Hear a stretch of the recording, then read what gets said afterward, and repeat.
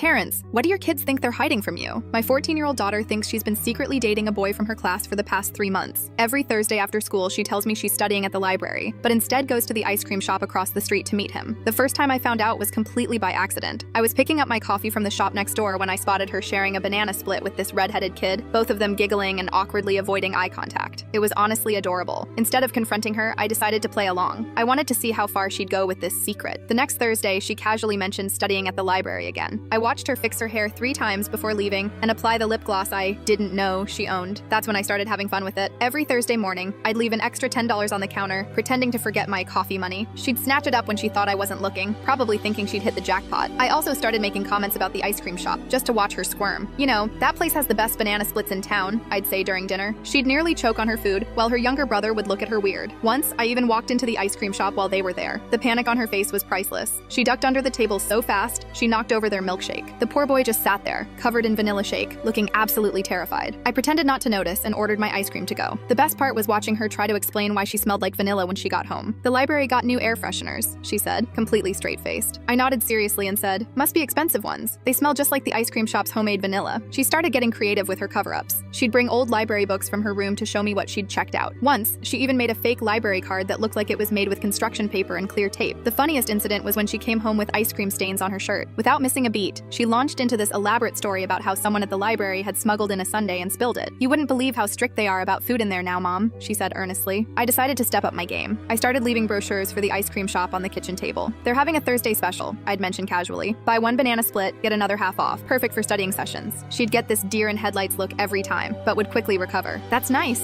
she'd say, voice slightly higher than normal, but you know I'm lactose intolerant. She's never been lactose intolerant in her life. Last week, she came home with a permission slip for a library study group that meets every Thursday. The form looked suspiciously like it was written in the same handwriting as her English homework. I signed it without comment, watching her try to hide her victorious smile. Yesterday was the cherry on top. I ran into the boy's mother at the grocery store. Before I could say anything, she launched into this whole story about how her son is finally taking his studies seriously with his Thursday library sessions. We both kept straight faces, but I could see her trying not to laugh. I'm still waiting for my daughter to come clean. Meanwhile, I've started a collection of all her fake permission slips, library cards, and elaborate excuses. I plan to frame them and give them to her on her wedding day. Maybe by then, she'll finally admit that the library's new air fresheners were actually just ice cream all along. But the real kicker? Last night at dinner, she casually mentioned that the library is thinking of installing an ice cream vending machine. You know, for brain food, she explained seriously. I nearly spit out my drink.